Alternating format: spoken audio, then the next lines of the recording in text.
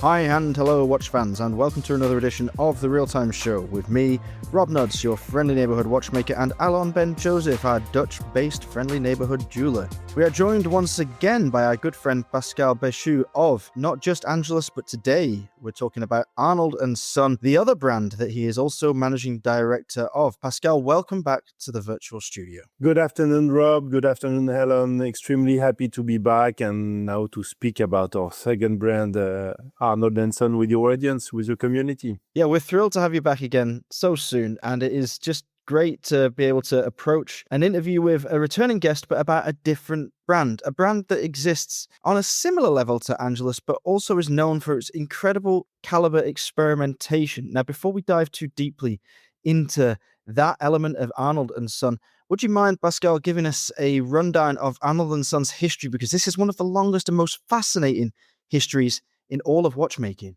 Yes, Rob, you're right. I mean, we just closed the celebration of the 260 years of the brand. So 260 years of legacy of John Arnold, which was the name of this 12 months program.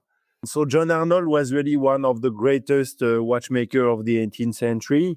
You know that back in the 18th century, watchmaking was more happening in London, Paris, a little bit in the Netherlands as well, actually, more than Switzerland. And John Arnold has been extremely important in improving the accuracy and the reliability of timepieces of his time, especially with the development of the marine chronometers that were that were vital, we should say, for the navigation. And navigation back in those days, it was giving supremacy to the Royal Navy. It was to facilitate the trade between the countries, and it was also exploration. So you have James Cook that got equipped by chronometers from John Arnold in his second journey to the Pacific in the 1770s.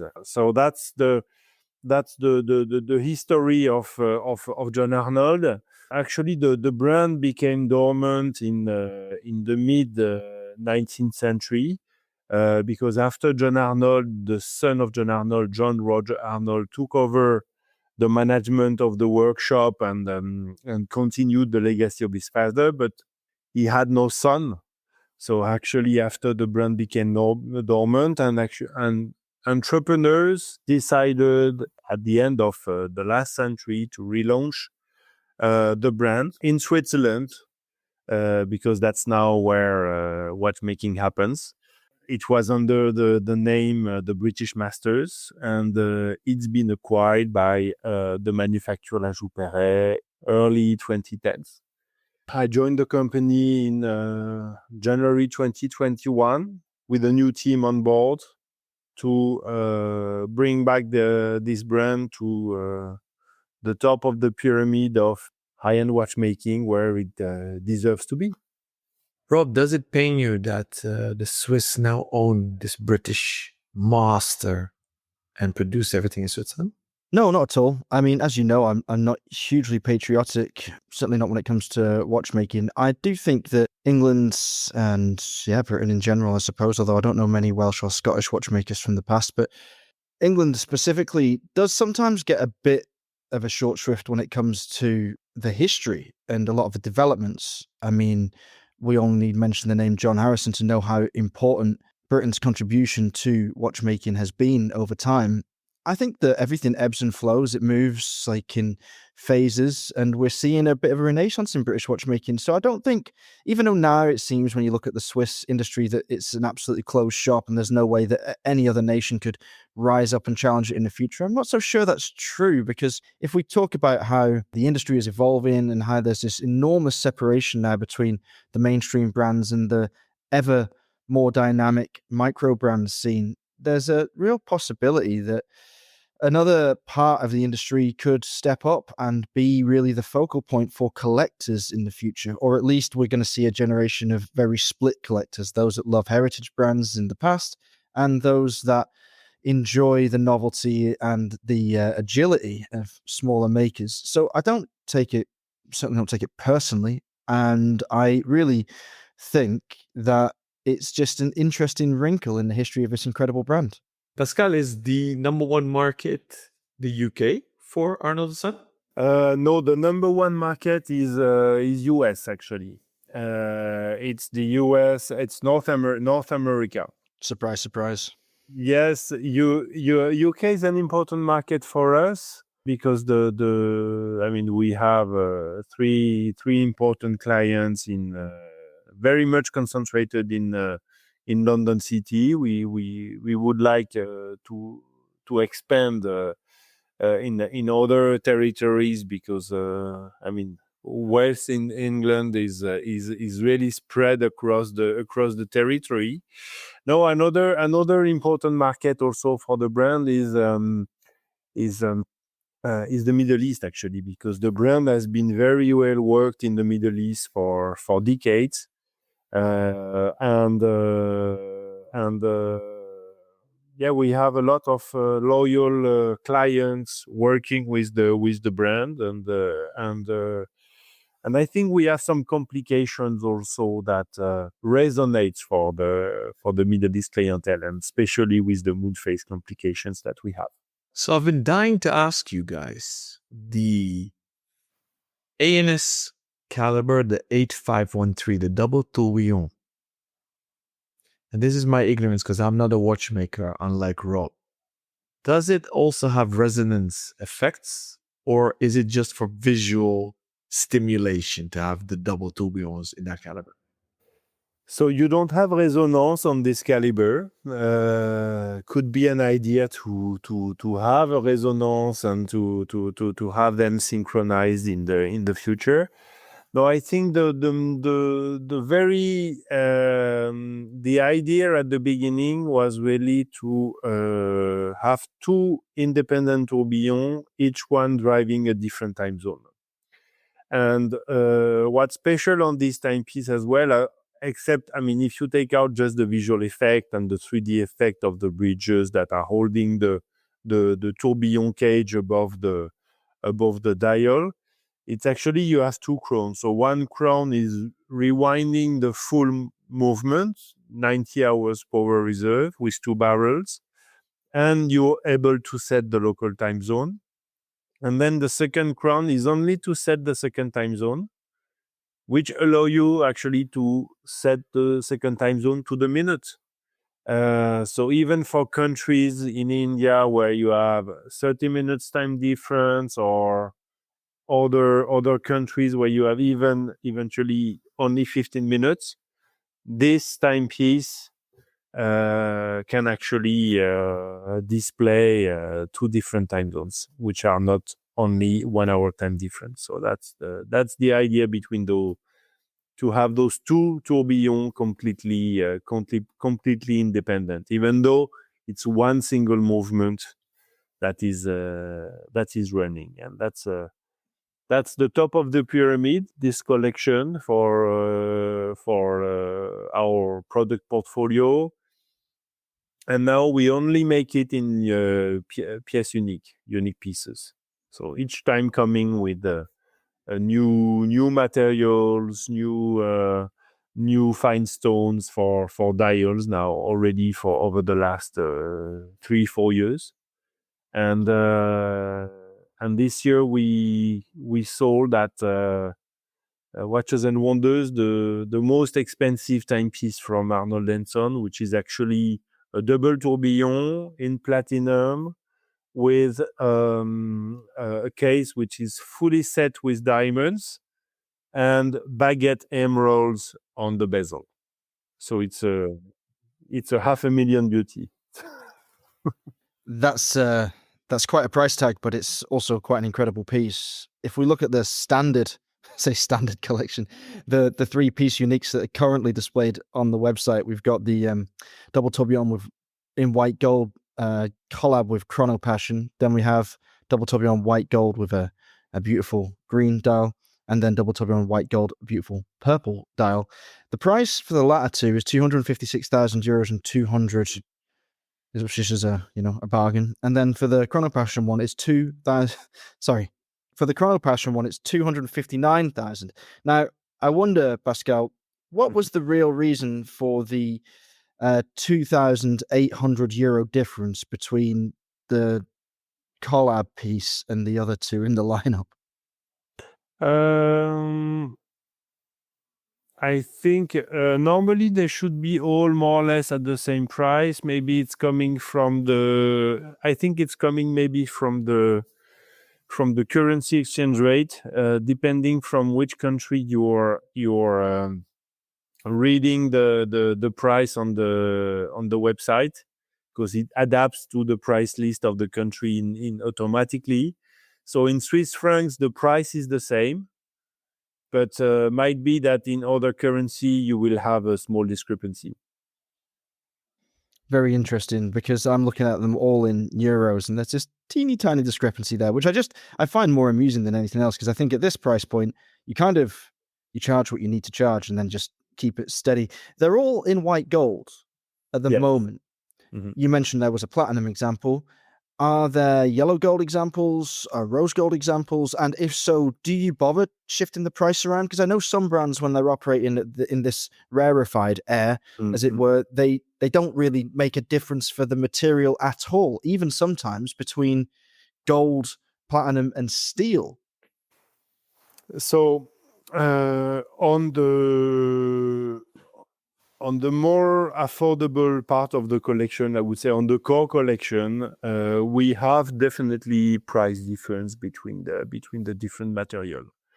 And in general, to give you an idea, between red gold and platinum, you have in general a price difference that would be around 9,000 to 11,000 euro for a similar piece and similar complication. Here, it's true that on the double tourbillon, we made no price difference between the red gold and the white gold. They are positioned at the same price, even though we should maybe have the white gold a little bit higher. Now the platinum, it's gonna be it's a full re-engineering of the case that we've made. We're gonna launch it first only with gem set execution, but I think in the future we will move from yellow gold to platinum on this double tourbillon. Because that's I think it makes better sense to work with platinum rather than white gold. On topic of pricing, Arnold & Son starts, I also see euros, 18,400 for the Nebula 38 in steel. Correct. Can't Arnold & Son make watches in lower price points, or won't you? And if so, why not? I don't think we will go lower than that for Arnold & Son. And the reason why is quite simple, is that actually, if you talk about the Nebula, which is our bestseller, it represents, to give you an idea, around 25% of the volume of our production across all styles of Nebula. If you look at competition, you have nothing under 22,000 euro for a similar product offering, meaning manufacture skeletonized movement in stainless steel of this level of execution. You don't have that. Can be available on alligator, rubber, stainless steel strap, stainless steel bracelet. You have nothing available on the market under 22,000 euro. So we offer actually an outstanding value for the price, and I think that's one of the key comments that we have from not only our retailers but also the collectors. They are amazed by the price point that we managed to reach for the value we provide, and I think it echoes to the conversation we had some time ago on Angelus when we spoke about the manufacturer. the fact that we have a fully integrated manufacturer give us the opportunity to provide outstanding fine watchmaking at very good price points. And I think that's the strength of having this integrated manufacturer. Talking of which, I now only realize that the Angulus website doesn't have pricing. Is that strategic or simply because the Arnold & Son site has been updated recently and Angulus is the next one? You spotted perfectly, Alan. That's it. Okay. So we made a new website for Arnold & Son last year, and we should have a new website for Angelus coming this second semester. So using a similar architecture that we developed for Arnold & Son. So you're completely right. That's we are a small team, so we do a phasing in our projects actually.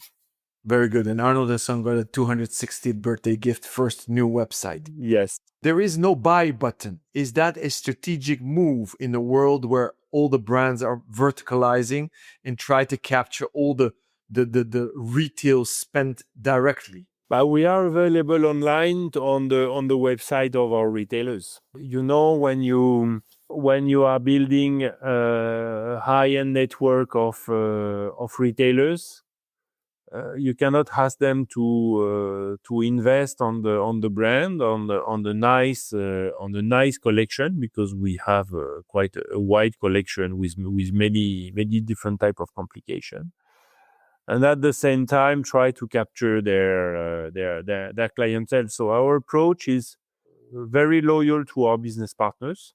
We are extremely happy to work with them, to push the brand, to meet their clients, help them to sell out and explain our brand and our products. But we will always direct the sales to our retailers. Okay, there might be an exception if there's a country where we are not represented and the customer wants to come and take the piece at the manufacturer. Okay, there might be some exceptions possible, but really we direct the business to our retailers, and I think they appreciate that, and it's building a lot of confidence and trust in the relationship. And bottom line, they are opening the address book in a much more friendly and open way, and we can really manage to do good business this way.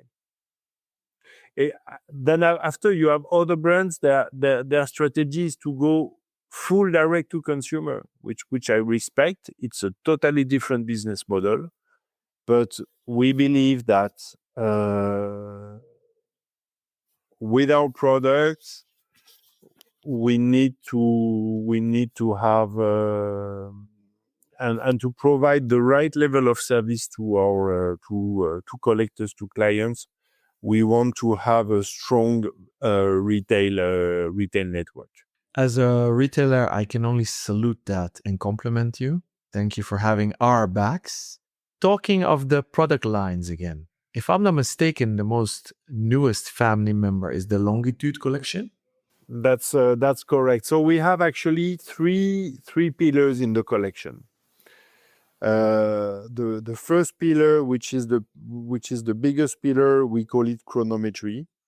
That's where you have all the timepieces that are inspired from the marine chronometers from John Arnold and the related inventions from John Arnold. So that's where you will have our nebula, you will have our tourbillon pieces, you will have our true bit second, and definitely the longitude. Then you have another pillar, which is the astronomy. That's where we have our moon phase complication with the perpetual moon, so the largest two-dimension moon phase, that takes half of the dial, and the Luna Magna, which is the largest 3D rotating moon phase ever made into a wristwatch. And the last pillar is the world time. So that's where we have in particular our Globetrotter, our world timer. And this pillar relates to the fact that John Arnold equipped famous explorers. So to go back on the Longitude, Longitude is a completely new collection that we launched at Watches and Wonders 2024. So what's interesting is that now we have a year track record in terms of sales. And this timepiece, first of all, is a tribute to one part of the life of John Arnold, which was all his work in improving the accuracy and reliability of marine timing instruments. Also, is the one who industrialized the production of the marine timekeeper so that it could be widely used by the Royal Navy, giving a competitive advantage to the Royal Navy against the French Navy in particular.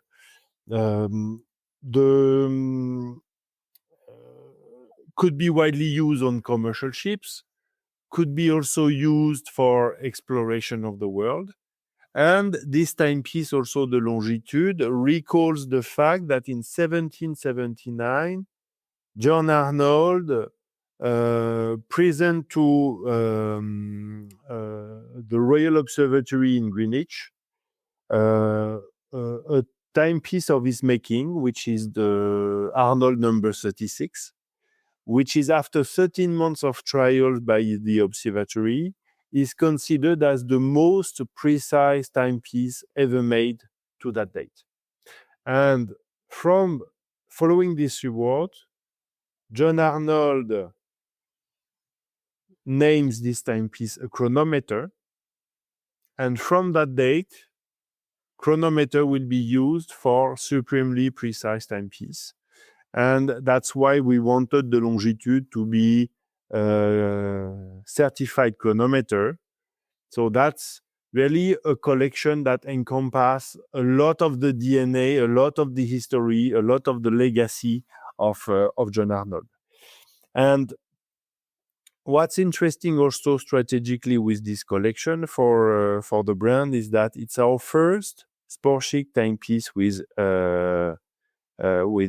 integrated bracelets. So we are known for very classic designs with the rest of the collection, and with this timepiece, it's fully made of titanium, water resistant 100 meter, and our objective with this collection was really to capture a new clientele to the brand. So I'm very curious what the design brief was, because I salute the fact that you took Arnold and Son into the 21st century with a modern watch, integrated bracelet, titanium, rather clean design. So did you start with the caliber, which is a new caliber you guys developed as well? Did you start with the caliber and then came the design of the watch? Did you reverse engineer it? Please share a bit. And do you use outside designers, or is this done fully internally? So in terms of design, we have our own design team. So we don't rely to any external designer, and I think that's what brings also a beautiful consistency in the collection. That's really a key point. And then regarding the caliber, you're right, Ellen, to say that it's a fully new caliber. So we worked, of course, on our automatic base. That is a base also that we use for our Globetrotter or for our dial side true beat. But we wanted to develop an additional complication. First of all, make the caliber compliant for chronometer certification. But the last thing also, we wanted to display the power reserve. And the power reserve is displayed at 12 o'clock. And if you look at the antique marine timekeeper from John Arnold and the dial of this Longitude collection, you see immediately the connection. Rob mentioned about the importance of John Harrison, sorry. John Harrison, when he did the H1, took 2 years. 2 years to make the H1, 2 years to make the H2. And the information was splitted on four different dials with a huge clock. Actually, what John Arnold did is he miniaturized everything, made it easier to replicate, improved the accuracy, improved the reliability by a simplification of the caliber, and he's been putting all the information on the single dial. So the single dial that puts hour, minutes, power reserve at 12 o'clock and small second at 6 actually is the signature of the marine timekeepers from John Arnold, and that's what we have with this collection. I love the Longitude. It's my favorite model by Arnold and Son by quite some way. It's right on my street. It is obviously similar in some ways to a lot of excellent integrated steel bracelet sports watches that we've seen on the market, except it's in titanium, of course. What was the response to it? Because let's not, obfuscate what I mean by this. It has similarities to the Chapac Antarctique, the Tissot PRX, the CW12, the Parmigiani Tonda, and also actually one that I saw the other day, which blew my mind for how it had taken cues from so many of these high-end classics, but the Venezianico Arsenal Platine, which is, a gorgeous watch in itself, is not of the same quality of this Longitude piece. What was the response to it from your community? Those not similarities, let's say tropes, can't be ignored. This was a piece for now. It was a piece that hit the market, I think, at the right time. Were people as impressed with it as I was? That's a piece that we would have loved to launch earlier. Actually, we've been working really for some time. Actually, since 2021, we've been working on this piece. For various reasons, we could only launch it for Watches and Wonders 24. And I think it was good that we took the time to do it. So maybe we were not among the first to hit this sport chic integrated bracelet trend. But everyone from our retailers and end consumers recognize that the Longitude is really a beautiful timepiece by itself.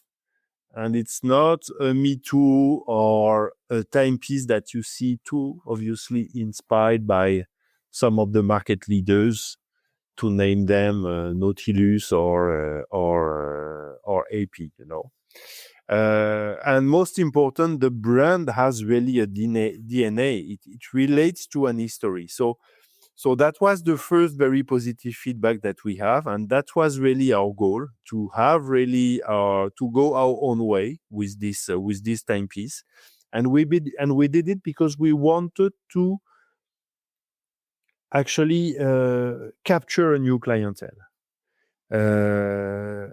And the good news is that we did with this timepiece. I have many examples of customers that I met personally that are big collectors of sport chic integrated bracelet timepieces, of sports timepieces, I would say. And they never considered Arnold & Son before because they saw it as too classic. And they stepped now into the world of John Arnold and Arnold & Son through the Longitude. And after, since we have a very wide collection with many different complications, we see that most of our customers are repeated customers. They start with one collection, can be Longitude, can be Nebula, and after they're going to step up to the other collection. They're going to go for a Flying Tourbillon. They're going to go for a Moonface complication. They're going to go for a True Beat. And a lot of our customers end up having, 3, 4, 5, 6 pieces from Arnold & Son. And that's something that you can achieve if you are not a mono-product brand. and that you have really a wide but consistent collection. You're far from a mono-product brand, or mono-model, as I like to say, although it's Yes, a mouthful. yes, Mono-model yeah. brand. Far from that, what you do have is, just like Angelus, and I commented this on our previous episode together, how I love the tightness of your catalogue, how there is no wasted space, there's no fat in this lineup at all.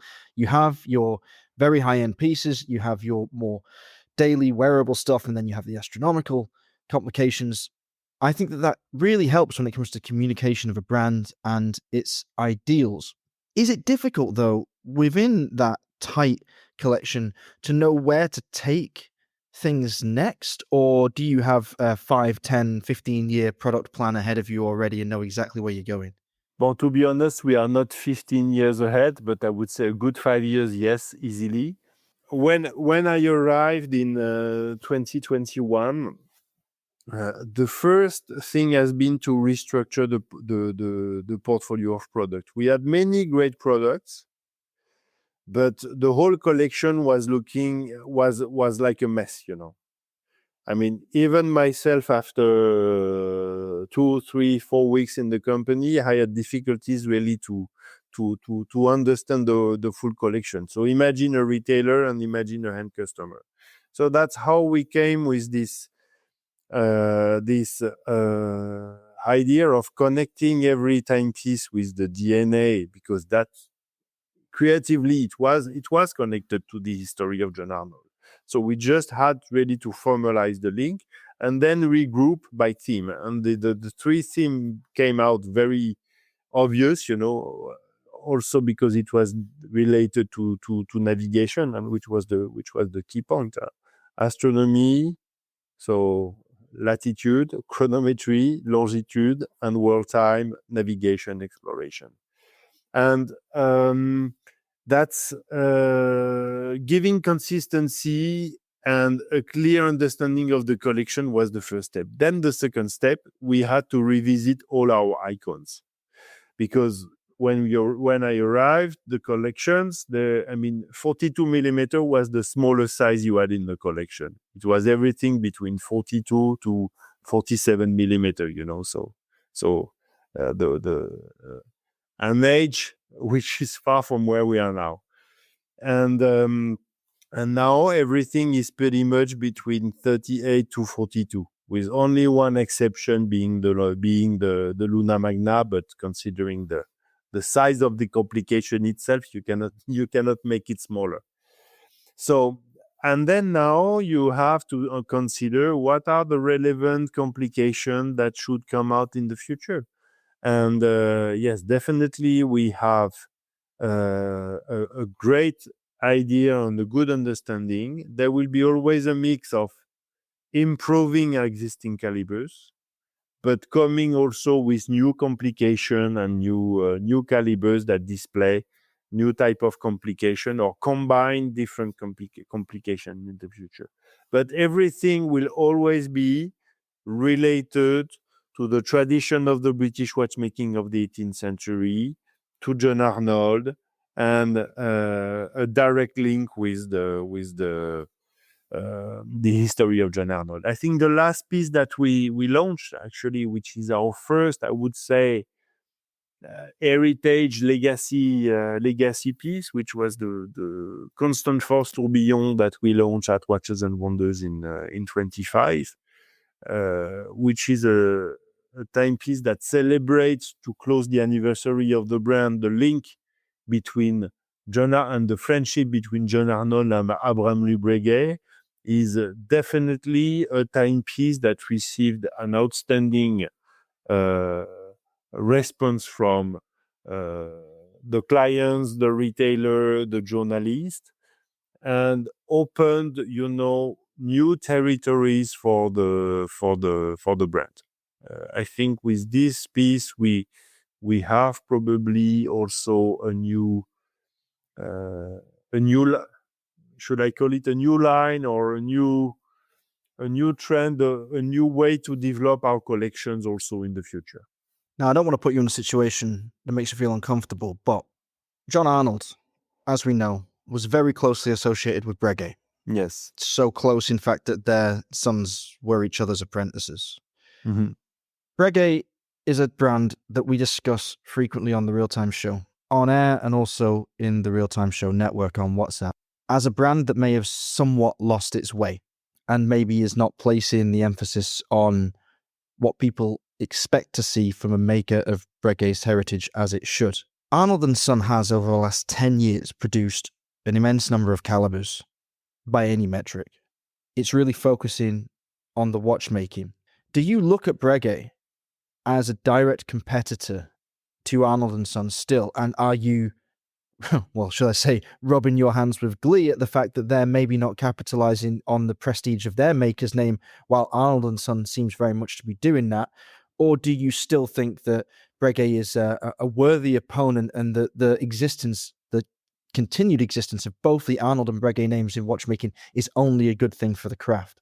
Well, I think first of all, Abraham Le Breguet, is the greatest watchmaker of all time.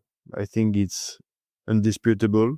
So there's it had some ups, it had some downs. I'm sure the new CEO, who's a very talented person, will probably launch a very interesting product, and they are celebrating their 250th anniversary this year. So I really hope they will come out with astonishing products, and there's been some interesting first release.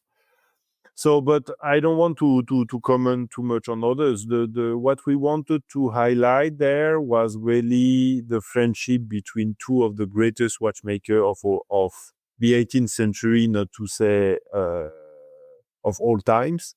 They collaborated because back in the 18th century, it was also a lot about collaboration. So we didn't want to be provocative to say that it was maybe one of the first collaboration of the watch industry, but we could have said so maybe. And as to answer your question in terms of competitors, I think with Arnold and Son, with the style and first of all, the very long history that we have, but also the very niche brand approach and very exclusive approach and creative approach that we have, we definitely have two types of competitors. Retailers that take the brand, they definitely see that it's Arnold and Son can be coming on a tray, together with the Breguet, with the Blancpain, with the Vacheron. And on the other hand, it's also a timepiece that will be coming on a tray together with maybe a Moser, a Laurent Ferrier, or other beautiful niche brands. So with the mix of outstanding and very long history that we have, but the very creative, exclusive niche approach that we have as well, we are really seeing ourselves as competitors of those two worlds, I would say, the mainstream and the niche. Should we expect to see more diversification within the longitude range? Because as I see at the moment, there's 3 dial options, similar in decoration style. Will we see enameled dials? Will we see use of experimental materials, for example? What should we expect from the longitude collection? Yes, I think longitude, since the launch has been really successful, and it's representing, after less than 1 year, approximately 16% of our sellout. We definitely will develop new color and material combination in the future in limited edition to complement the 2 other reference permanent that will stay.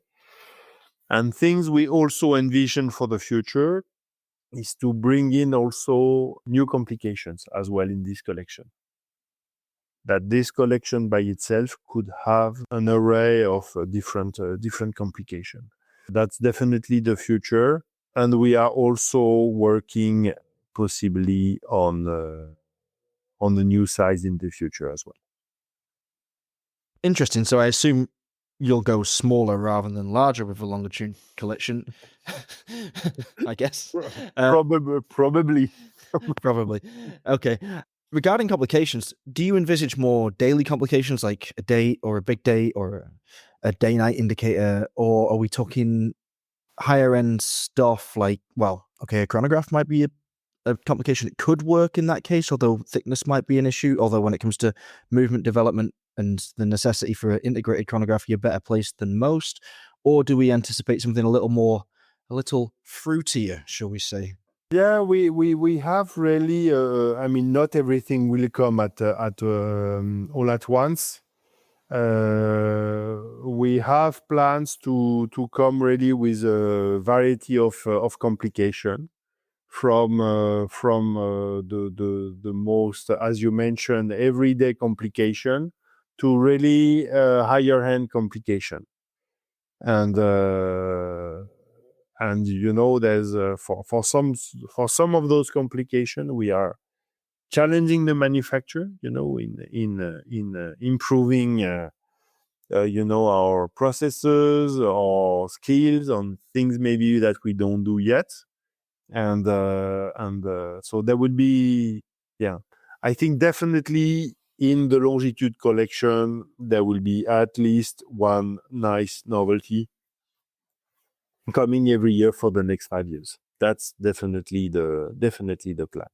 Well, sign me up because, like I said, this is a collection that I feel offers an awful lot of possibilities for the future, and I'd love to get one of those on my wrist long term. You don't have to send me one; it's fine. I know where to find one, but what a great watch, Alon. Where do you come down on this collection? What are your favorite pieces? What are your favorite collections? I voted for the feminine watch, the ladies' watch, during the GPHG Academy sessions and during our recordings where we have the full moon and the wavy dial. So it's the Perpetual Moon 38, the white gold, which you guys call the Mint Night. Yes. So I love that watch. And I do love moon phases. So the Perpetual Moon is an all-time high. I I I I I always think of Jacques Dreux when I see the watches that are in the chronometry collection. So the watches that either the Ultra 10 Tourbillon, for example. I have a weird relationship with Roman numerals, so usually I discount all these models, but the dial side true beat I think is magnificent. So there's so much there to explore, and if I had to buy an Arnold Sun, I guess the longitude will be the first one I would buy. So I think you've hit a nerve there by bringing in Arnold and Son into modernity. So compliments to you guys. Thank you. Yeah, I think that was interesting what you mentioned about the perpetual moon, and that you spoke about the feminine timepieces of the collection, the 38. I think this timepiece shows also that even though we are selling most of our timepieces to gentlemen, we are also in the process of sharing our watchmaking art with ladies, and with it's limited in terms of offering, but very much appreciated. And I think it shows also that Arnold and Son, I mean, you have the mechanical mastery, the caliber knowledge, the manufacturer behind. I mean, that's a given. But I think a lot of the value also on our timepieces comes with the material that we use, the creativity with the manufacturing techniques, the craftsmanship, the fine stone. We love being the first, you know, to do something, to bring a new stone, a new fine stone, a new material, a new decoration, a new way to display a complication. And we have a product team that is very much eager to always come with something super exclusive And it's important to remind that more than half of the value of a timepiece come from the preciousness and the craftsmanship of all what's around the caliber, actually. And we pay extremely high attention on both sides. And Elon, you mentioned about this Mint Night. We have the Night Tide also in the collection. They are all in very small limited edition of only 18 pieces. But the level of craftsmanship you have on those dials, it's normally that's a timepiece that should be a 6-digit price tag. And we are definitely not in this level. So here again, outstanding value for the money that we ask on those timepieces. So if anybody's interested in trying on one of these watches and seeing exactly the kind of thing that you get for those reasonable prices that you mentioned, where are they most likely to find an Arnold & Son? Where are your retailers, and what events will you be showing at in the near future so people can come along and have a look? So in 2026, the main shows we are always going to Doha, where you have the watch and jewelry show, which is becoming really an institution in the Middle East. Watches and Wonders, of course. I mean, that will be our sixth participation of both brands at Watches and Wonders inside the main show at the Carré des Horlogers. And then after the rest of 26, we are always participating to the CR in summer, in fall. You have also Watch Time in New York. So we have really a variety of events that enable us to engage directly with our with the end customer from all over the world. And what we are also doing more and more is pushing for the experience of visiting our manufacturer, spending a full day with us, visit of the manufacturer, discovery of the collection, meeting with the design team, with the product team, and having a very nice fondue lunch in the mountains around La Chaux-de-Fonds, where we have our manufacturer. So that's also another opportunity to meet, discover the pieces. And otherwise, all our retailers are listed on our website. So if it's not in their inventory, we also, of course, can organize to have the piece at their disposal for presentation. There you go. No excuse. If you want to see this brand in person, then either head along to a retailer or to one of those mentions that Pascal mentioned. Thank you for your time. Again, it was great to have you back on the show. One of our 2-time returning guests now. This is brilliant. So we'll hopefully get you on for a third show sometime later in the year so we can hear the updates on both brands after you've had another, I hope, enjoyable fair season. If anyone has any questions for Pascal about either Arnold & Son or Angelus, then please do get in touch with us. You can contact us via our official Instagram handle, that's at therealtime.show, via our emails, either Alon, Rob, or David at therealtime.show. You can contact Scarlett via her Instagram profile, that's at Scarlintheshire, SCARLINTHESHIRE, or you can contact us all via the contact form on the website, www.therealtime.show. Please like, follow, and subscribe, and we'll be back soon with more top quality watch content and interviews with the industry's finest. Until then, stay safe and keep on ticking.